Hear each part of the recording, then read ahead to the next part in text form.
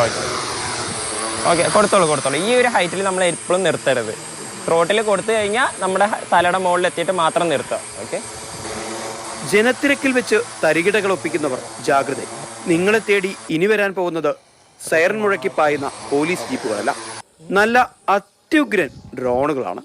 കേരള പോലീസിന്റെ വിവിധ വിങ്ങുകൾക്ക് സഹായമാവും വിധമാണ് പരിശീലന പരിപാടി അസാപ്പ് ചിട്ടപ്പെടുത്തിയെടുത്തത്.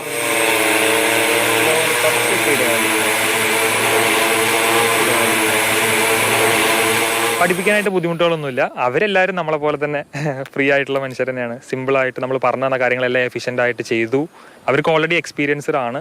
അതിന് പുറമെ ട്രെയിനിങ് പ്രോപ്പറായിട്ടുള്ളൊരു വേ ആണ് നമ്മൾ അവർ കാണിച്ചു കൊടുക്കേണ്ടിയിരുന്നത്. അത് പ്രോപ്പറായിട്ട് കഴിഞ്ഞിട്ടുണ്ട്.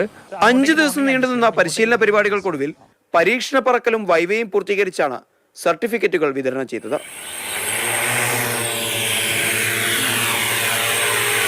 കുറ്റവാളികളെ ഓടിക്കുന്ന പോലീസിന് ഡ്രോൺ ഓടിക്കാൻ അവസരം കിട്ടിയപ്പോൾ അത് വേറിട്ട അനുഭവമായി മാറി. ഗ്രൗണ്ടിൽ മാത്രമല്ലാതെ ഇത്തരത്തിലുള്ള വെല്ലുവിളികൾ ഏറ്റെടുക്കാൻ പറ്റുന്ന സ്ഥലങ്ങളിലും കൂടി ഈ ഡ്രോൺ പറപ്പിച്ചുകൊണ്ട് ഒരു നല്ല രീതിയിലുള്ള ട്രെയിനിങ് എണ്ണം കൂട്ടിക്കൊണ്ട്, ഇപ്പം 5 ദിവസമാണ്, അത് എണ്ണം കൂട്ടിക്കൊണ്ട് ചെയ്യണമെന്നുള്ള ഒരു അഭിപ്രായവും ഞങ്ങൾക്ക് ഉണ്ട്.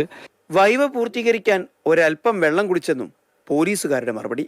വൈവയൊക്കെ ടഫായിരുന്നു. നമുക്ക് പിന്നെ ഡ്രോൺ നിയമങ്ങളെ പറ്റിയും പിന്നെ ഡ്രോണിന്റെ ഉപയോഗങ്ങളെ പറ്റിയായിരുന്നു കൂടുതൽ ക്ലാസ് എടുത്തിരുന്നത്. പഠനത്തിനൊടുവിൽ ഇവർ നാട്ടിലേക്ക് ഡ്രോണുമായി ഇറങ്ങും. പദ്ധതി വൻ വിജയമായതിനെ തുടർന്ന് വരും നാളുകളിലും പോലീസും അസാപ്പും ചേർന്ന് കൂടുതൽ പേർക്ക് പരിശീലനം നൽകാനും ധാരണയായിട്ടുണ്ട്.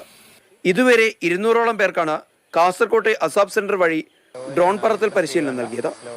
മാതൃഭൂമി ന്യൂസ്, കാസർഗോഡ്.